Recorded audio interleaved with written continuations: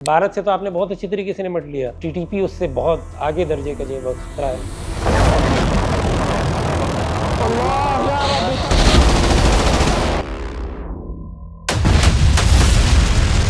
जो आग बाहर से लगी थी उसके शोलों से पाकिस्तान आखिर कब तक बच सकता था? अगर पाकिस्तानी कायदीन और पाकिस्तानी फौज की यही किरदार होगी तो हम मजबूर पेशावर पर भी कब्जा कर लेंगे, पाकिस्तान के गुट गुट पर हम कब्जा कर लेंगे। अफगान शहर खंडर बनने लगे, लाखों लोग फिर बेघर हो गए। 2001 तक अफगानों की जितनी भी लड़ाइयाँ थी ये आपस में थी।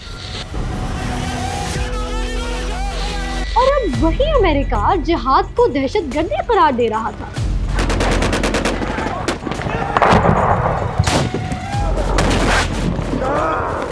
अगर पाकिस्तान ने हमारा साथ नहीं दिया तो इसे स्टोन एज में पहुंचा देंगे। हर मुल्क ये वो चाहता है कि पड़ोस में ऐसी हुकूमत हो, ऐसा मुल्क हो कि जो उसके हक़ में हो। अफगानिस्तान से मुतल्लिक हमारी जो रियासत है और हमारी इस्टेब्लिशमेंट है उसका मिजाज अपोजिशन वाला है। 9/11 के जो हमले की इब्तिदाई बात हुई थी, ये भी बहुत सारे लोगों के लिए दिलचस्पी का बाइस होगी कि 1992 में इसका मरकज़ी ख्याल एक इजिप्शियन पायलट ने पेश किया था। मेरा ख्याल है हमने खोया बहुत है, पाया कुछ नहीं।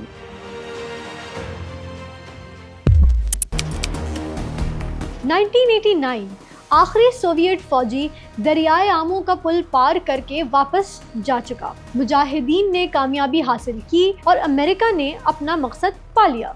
Mission accomplished. अमेरिका ने कोल्ड वॉर का एक अहम महाज जीत लिया था, लेकिन अपना काम निकलते ही बोरिया बिस्तर समेटा और चलता बना जैसे अफगानिस्तान कभी था ही नहीं। एक मुल्क जो दो सुपर पावर्स की जंग की वजह से बर्बाद हुआ, जहां लाखों बारूदी सुरंगें बिछी हुई थी, हर हाथ में असलहा था, मुसल्लह जंगजू ग्रुप्स थे, जंगी सरदार थे और सबसे खतरनाक ये है कि एक पावर वैक्यूम था। इन हालात का नतीजा क्या निकलना था? वही जो निकलना चाहिए था। अफगानिस्तान में सिविल वॉर शुरू हो गई।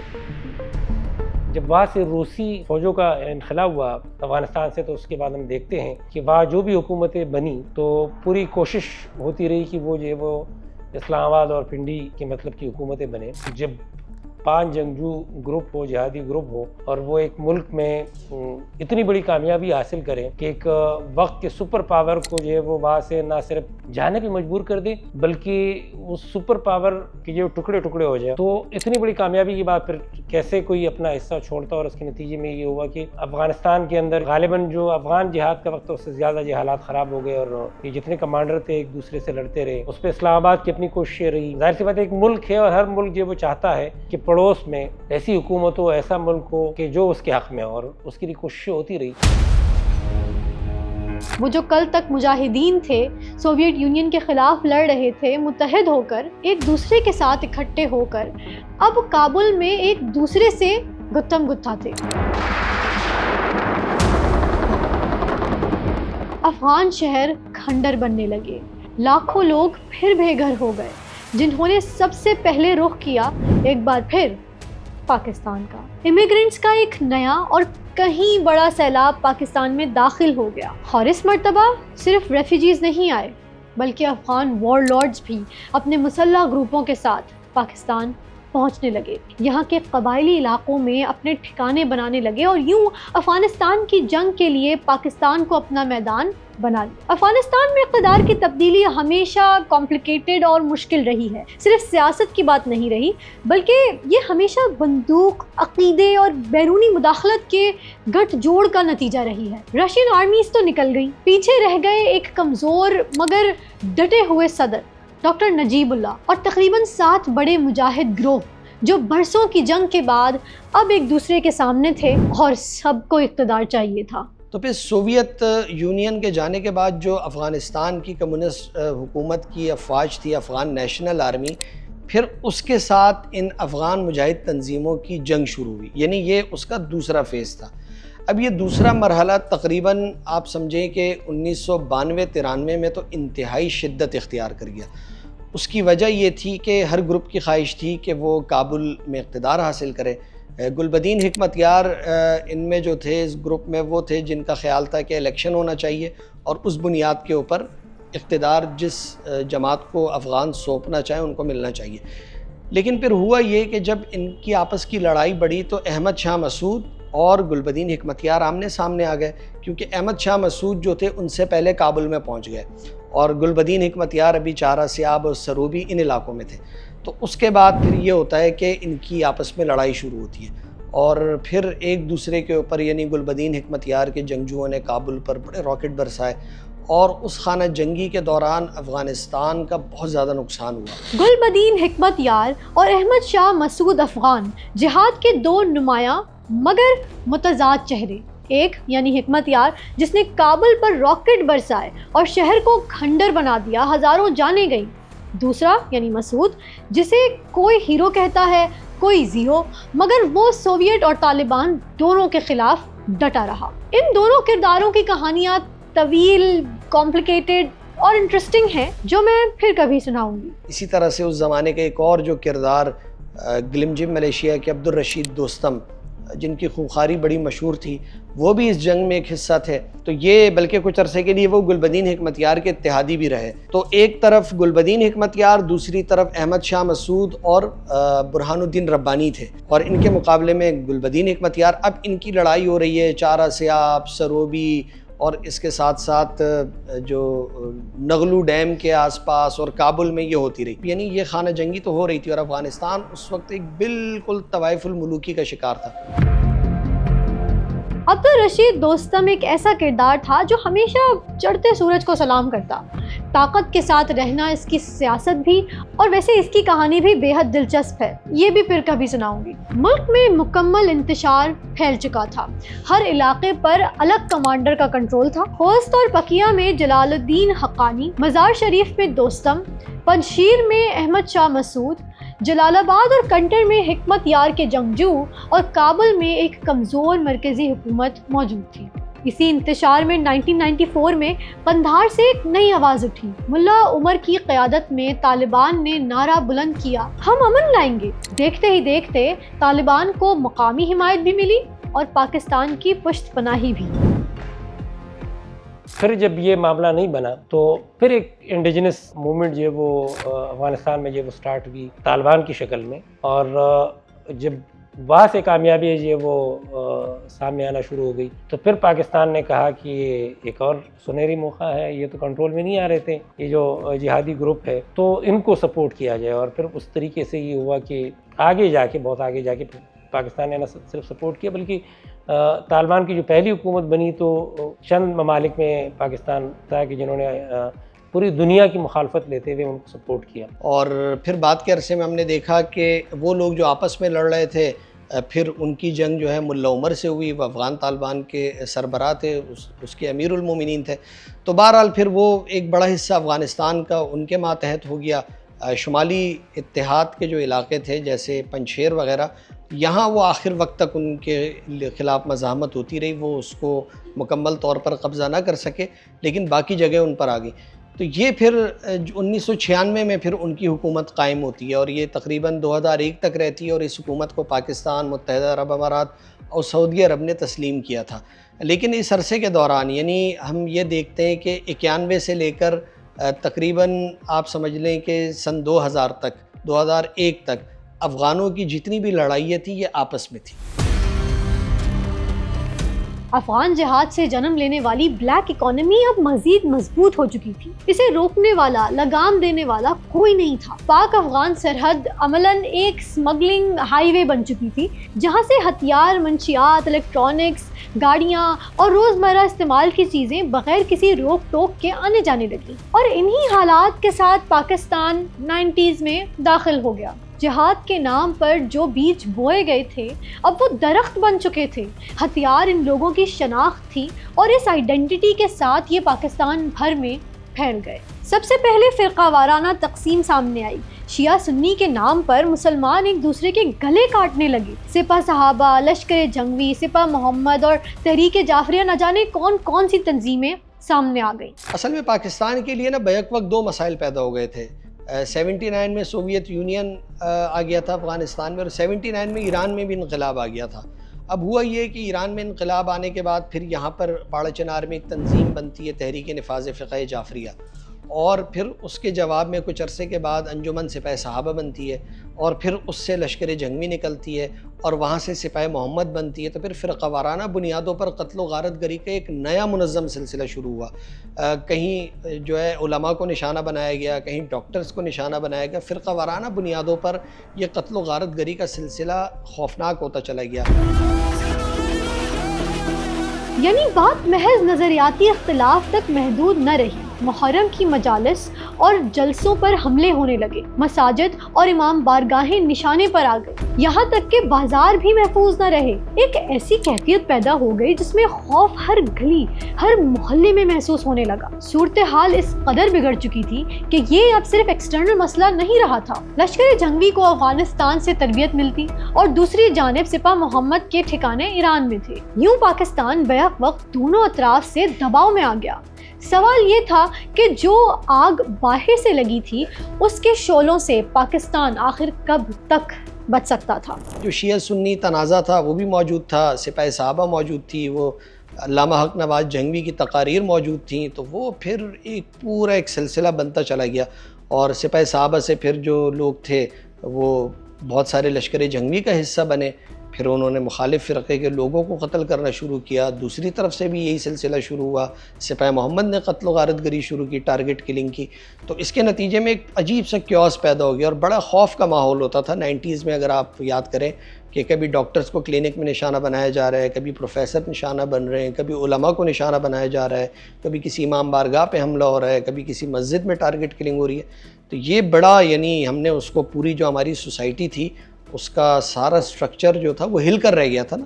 بہت زیادہ مسائل پیدا ہوئے. تو یقینی طور پر اس کا جو پس منظر اگر آپ جا کر دیکھیں تو وہ بہرحال افغانستان سے جا کر ملتا تھا.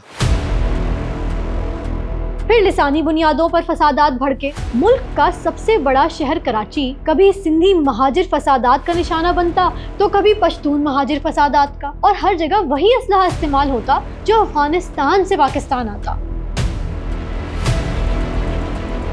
اب افغانستان میں اسلامی امارات قائم ہو چکی تھی. پاکستان کی طالبان کی حمایت پر مغرب خوش نہیں تھا. اس پالیسی کے نتیجے میں پاکستان بین الاقوامی برادری میں مزید تنہا ہوتا چلا گیا. مگر اس وقت پاکستان کو لگتا تھا کہ کم از کم ہم نے اسٹریٹجک ڈیپتھ تو حاصل کر لی ہے. لیکن یہ اندازہ نہیں تھا کہ یہی ڈیپتھ آگے چل کر پاکستان کے لیے ایک گہری کھائی بن جائے گی. کیونکہ اب ایک ایسا واقعہ پیش آنے والا تھا جس نے دنیا کو بدل دینا تھا. یہ تھا 9/11.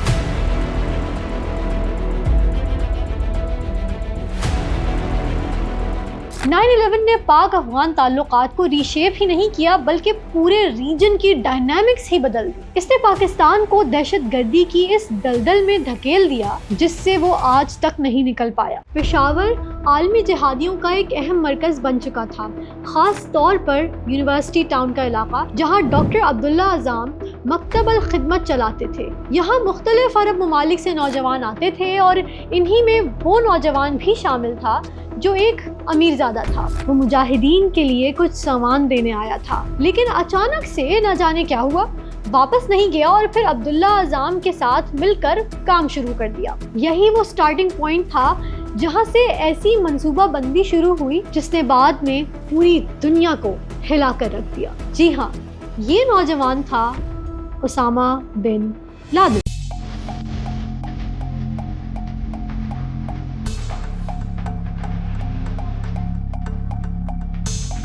اسامہ بن لادن کے پاس اپنا بھی بڑا سرمایہ موجود تھا. اور ایک یہ چیز یہاں پر ذرا کلیئر ہونی چاہیے کہ عرب جو اس زمانے میں آتے تھے ان میں بیشتر عرب وہ تھے جو اپنے وسائل اپنے ساتھ لے کر آتے تھے، اور یعنی کہیں کہیں حکومتوں کی مدد ہوتی تھی لیکن زیادہ تر وہ اپنے وسائل کا استعمال کرتے تھے. اور یہ پشاور میں ہی بیٹھ کر آپ سمجھ لیں کہ انہوں نے جو 9/11 کے جو حملے کی ابتدائی بات ہوئی تھی، یہ بھی بہت سارے لوگوں کے لیے دلچسپی کا باعث ہوگی کہ 1992 میں اس کا مرکزی خیال ایک ایجپشین پائلٹ نے پیش کیا تھا جو کہ جہاز جو تھے وہ مختلف ممالک لے کر جاتا تھا. تو اسی طرح جو عربوں کی ایک مجلس تھی القاعدہ سے منسلک لوگوں کی، اس وقت القاعدہ تو نہیں تھی، مکتب الخدمت تھا، وہاں پر اس نے یہ خیال پیش کیا کہ کیوں نہ ہم امریکہ کے خلاف اس طرح کے حملے منظم کریں کہ جہاز جو ہے اس کو لے جا کر کسی عمارت سے ٹکرا دیا جائے. اور اس نے کہا میں پائلٹ ہوں، میں یہ کام کر سکتا ہوں. تو پہلی بار یہ خیال 1992 میں وہاں پر پیش کیا گیا تھا، اور پھر یہ خیال جو تھا یہ ڈیولپ ہوتا رہا, اس میں چیزیں آتی رہیں, اور پھر وہ 2001 میں ہم نے ستمبر میں دیکھا کہ کس طرح سے وہ ٹریڈ سینٹر پر حملے ہوئے.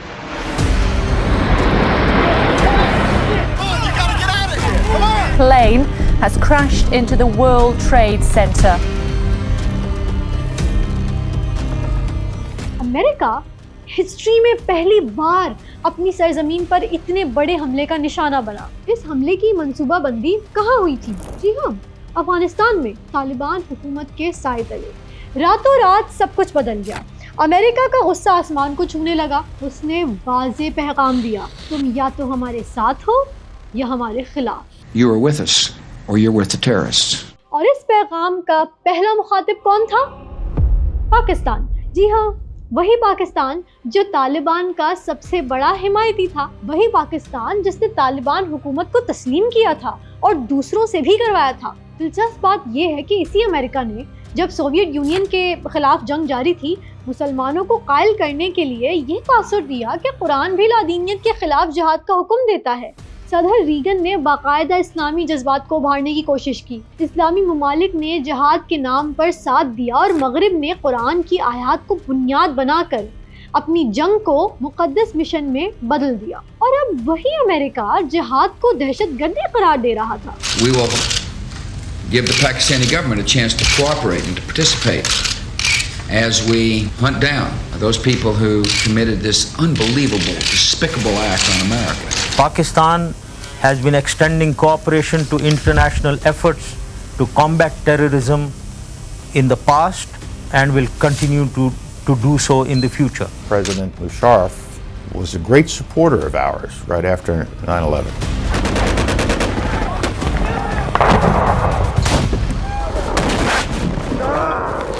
اب حالات آؤٹ آف کنٹرول ہو چکے تھے. تب پاکستان پر جنرل پرویز مشرف کا راج تھا.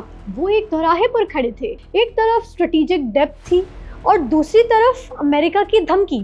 کہا جاتا ہے کہ امریکن فورن منسٹر کولن پال نے صاف صاف کہہ دیا تھا کہ اگر پاکستان نے ہمارا ساتھ نہیں دیا تو اسے اسٹون ایج میں پہنچا دیں گے.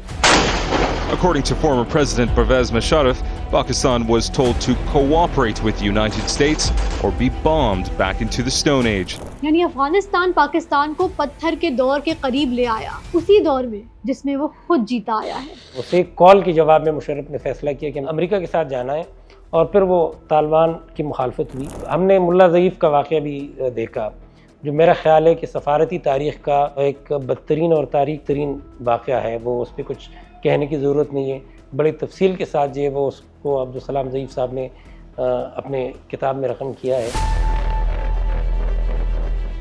دراصل ملا عبدالسلام ضعیف افغانستان کے ڈپلومیٹ تھے اور وہ طالبان حکومت کے دوران پاکستان میں آخری افغان ایمبیسڈر کی حیثیت سے تعینات رہے. 2001 میں جب طالبان حکومت کا خاتمہ ہوا تو پاکستان نے سفارتی آداب کو نظر انداز کرتے ہوئے نہ صرف انہیں گرفتار کیا بلکہ امریکیوں کے حوالے بھی کر دیا. I have the picture here.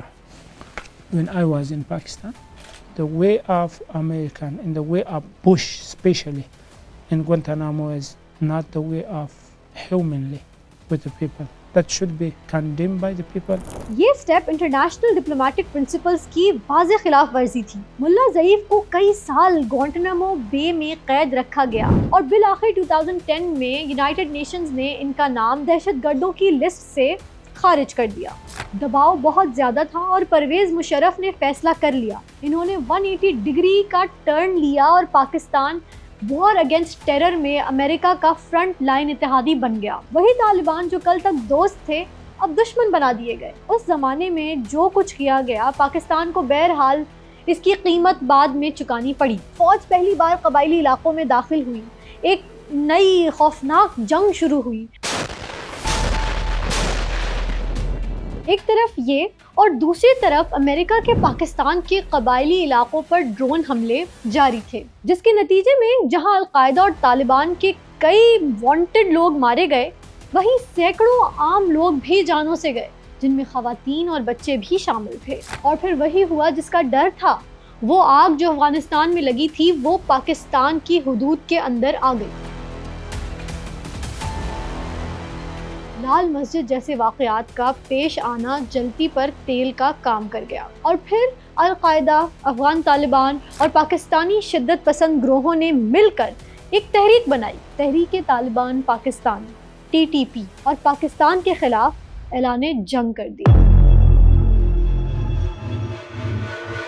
اگر پاکستانی قائدین اور پاکستانی فوج کی یہی کردار ہوگی تو ہم مجبور پشاور پر بھی قبضہ کر لیں گے، ہنگو پر قبضہ کر لیں گے، پاکستان کے گٹ گٹ پر ہم قبضہ کر لیں گے، کوشش کر لیں گے انشاءاللہ۔ اب خودکش حملوں کا ایک نہ ختم ہونے والا سلسلہ شروع ہو گیا۔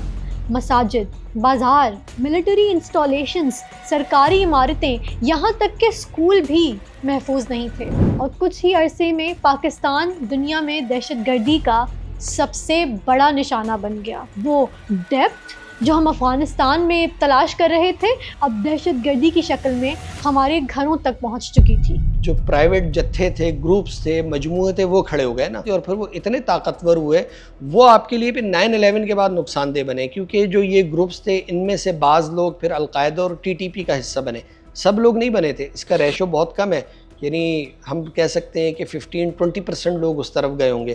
جو پاکستان کے لیے اصل پرابلم کریٹ کی وہ تو وزیرستان میں جب TTP بنی، مختلف جو قبائلی علاقوں میں ان کا نیٹ ورک تھا، جو کشمیری اور افغان جہادی تنظیموں کے جو کچھ پاکستانی تھے وہ بھی تھوڑے بہت ان میں شامل ہوئے، لیکن وہ ایک بالکل نئی بریڈ آئی اور اس نے پاکستان میں حملے کیے، اور لشکر جنگی نے بھی اس میں ان کا ساتھ دیا۔ جب جنرل پرویز مشرف نے اپنی پالیسی تبدیل کی، ان تنظیموں پہ پابندیاں لگانا شروع کی، ان کی گرفتاریاں ہوئیں، تو اس میں سے پھر یہ لوگ جو القاعدہ اور TTP کا حصہ بنے وہ پھر اس جنگ میں شامل ہو گئے۔ جنرل پرویز مشرف پہ بھی حملے ہوئے، اسلام آباد میں بھی کئی حملے ہوئے، کراچی تک ہوتے رہے، لاہور میں ہوئے، تو یہ اس کا ایک جس کو آپ کہہ لیں کہ شاخسانہ تھا کہ وہ گروپس جو تھے وہ اتنے طاقتور ہو گئے تھے کہ انہوں نے یہاں پر آپ کی اسٹیٹ کے لیے بہت سارے مسائل پیدا کیے، یہاں تک کہ کسی نہ کسی شکل میں وہ آج بھی موجود ہے، یعنی اب ان کی قوت کم ہو چکی ہے، لیکن خیبر پختونخوا میں وہ افغان طالبان کی حکومت آنے کے بعد نئے سرے سے منظم ہوئے اور انہوں نے کئی بڑے حملے کیے ہیں وہاں پر۔ دہشت گردی کا پاکستان کی اکانومی پر ڈائریکٹ امپیکٹ پڑا۔ امریکہ اور مغرب سے امداد تو آ رہی تھی مگر اب مفت نہیں تھی، ڈو مور کی شرط کے ساتھ تھی، لیکن جو قیمت اس کی پاکستان چکا رہا تھا وہ کہیں زیادہ تھی۔ دہشت گردی کے خلاف جنگ میں پاکستان کے کھربوں روپے خرچ ہوئے، ہزاروں فوجی اور سویلین جان سے گئے، انفراسٹرکچر برباد ہوا، غیر ملکی سرمایہ کاری رک گئی، ٹورزم ختم ہو گیا۔ ایک اندازے کے مطابق اس جنگ کی وجہ سے پاکستان کی اکانومی کو $150 بلین سے زیادہ کا نقصان اٹھانا پڑا، اور آپ سمجھدار ہیں، بالکل جانتے ہیں کہ $150 ارب کا کیا مطلب ہے۔ سیکیورٹی اور اکانومی کے لحاظ سے تو یہ نقصانات تھے ہی، پاکستان کو سوشلی بھی بڑا نقصان ہوا۔ دہشت گردی اور اس کے خلاف آپریشنز کی وجہ سے سوات اور وزیرستان جیسے علاقوں سے لاکھوں افراد بے گھر ہوئے، ان کی زندگیاں تباہ و برباد ہو گئیں، مستقبل تاریک ہو گیا۔ تقریباً 10 سال تک پورے پاکستان پر ایک خوف طاری رہا، کبھی بھی کچھ بھی ہو جانے کا خوف۔ ایکسٹریمزم اور انٹالرنس بڑھتی چلی گئی، لوگ تقسیم ہوتے گئے۔ امریکہ کے دلالوں کو امریکہ کے ایوانوں میں کوئی امریکہ کو گالیاں دے رہا تھا، کوئی طالبان کو، اور کوئی اپنی ہی فوج اور حکومت کو۔ ایک نفسیاتی جنگ تھی جو ہر پاکستانی کے ذہن میں جاری تھی۔ 9/11 سے لے کر اگلے 15 سال تک چلنے والا دور پاکستان کے لیے ایک بہت بڑا امتحان تھا۔ پاک فوج نے کئی آپریشنز کر کے بالآخر دہشت گردی کو ہرایا، اس جنگ کا خاتمہ کیا جو پاکستان کی نہیں تھی، اور اس جنگ کی قیمت وہ آج تک چکا رہا ہے۔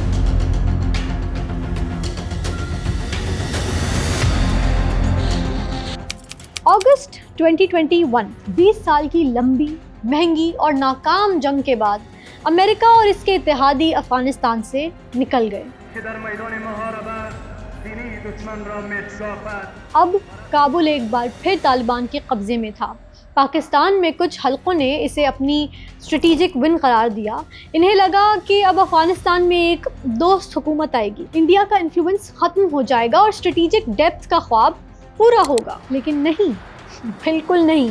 9/11 کے بعد 20 سالوں میں جو ہوا تھا، اس کے بعد کسی کو یہ ایکسپیکٹیشن ہونی بھی نہیں چاہیے تھی، اور طالبان کی واپسی کے بعد ज़्यादा दिन नहीं लगे, हकीकत सामने आ गई। अफगानिस्तान से मुतल्लिक हमारी जो रियासत है और हमारी इस्टेब्लिशमेंट है उसका मिजाज अपोजिशन वाला है। यानी जिस वक्त शुमाली इत्तेहाद हुकूमत में ये लोग आए थे और काबुल में मौजूद थे और उस वक्त करज़ई की हुकूमत थी, तो हम तालिबान को जो अपोजिशन में थे, कई पहाड़ों में थे, कई खुफिया जगहों पर थे और लड़ाई लड़ रहे थे, हम उनको सपोर्ट कर रहे थे। अब जब वो आए तो बजाय उसके कि हम उनके साथ अपने ताल्लुकात बेहतर करते हैं, हम उनके ख़िलाफ़ अगर हमारे रियासत से लिंक जो सोशल मीडिया और मीडिया है, तो वो तालिबान को एक ईवल के तौर पे ये वो करते हैं।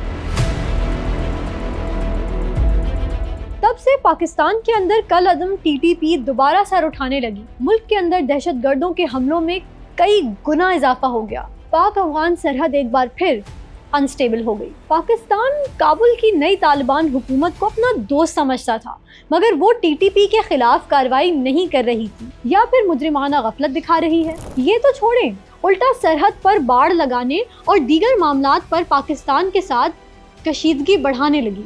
ये अकड़ उस वक्त दिखाई जा रही थी जब अफगानिस्तान अपनी तारीख के बदतरीन माशी हालात का सामना कर रहा था। अमन व अमान की सूरत हाल इंतहाई ख़राब थी और मुस्तकबिल गैर यकीनी था। आपको जो सबसे बड़ा ख़तरा है मशरक़ी बॉर्डर पे, आप भारत से तो आपने बहुत अच्छी तरीके से निपट लिया, लेकिन ये जो आपका ख़तरा है आप के मशरक़ी मगरबी बॉर्डर पे एक बड़ा हिस्सा BLA भी अपनी जगह एक फैक्टर मौजूद है जिसमें बैरूनी उसको सपोर्ट है और चीज़ें हैं, वो एक बहुत बड़ा ख़तरा है। लेकिन मेरे ख़्याल में TTP उससे बहुत आगे दर्जे का जो वो ख़तरा है, वो मुझे हल होता हुआ जो वो कम अज़ कम मुस्तक़बिल करीब में दिखाई नहीं देता, तो ये एक बहुत बड़ा नुकसान है उसका। आज पाकिस्तान एक बार फिर एक दौराहे पर खड़ा है। वो अफ़गानिस्तान के हालात का तवील साया, वो भयानक साया अब भी इसका पीछा नहीं छोड़ रहा। दहशतगर्दी के ख़िलाफ़ जंग पर अब भी इसके अरबों रुपए खर्च हो रहे हैं। यही वजह है कि पाकिस्तान में फ़ॉरेन इन्वेस्टर नहीं आते। सिक्योरिटी हालात की वजह से अवाम भी इस ना ख़त्म होने वाली जंग से थक चुके हैं।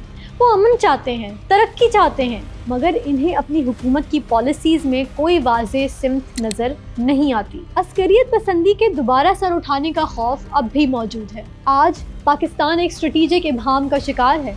काबुल में तालिबान हुकूमत के साथ ताल्लुकात पेचीदा हैं, ना इनके साथ पूरी तरह दोस्ती है ना दुश्मनी, और 40 साल बाद भी सरहद पार से आने वाली आग हमें किसी न किसी शक्ल में जला रही है।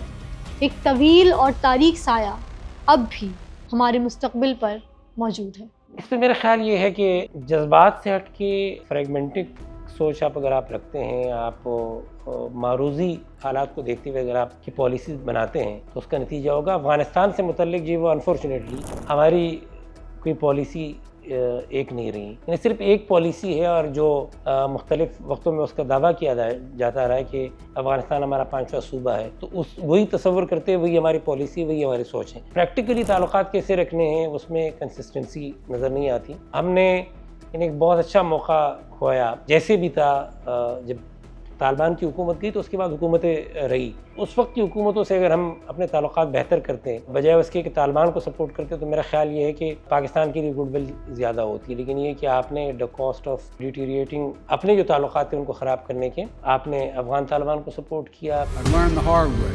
There was never a good time to withdraw U.S. forces. The Taliban is continuing its offensive across Afghanistan. Taliban fighters have broken through the front line.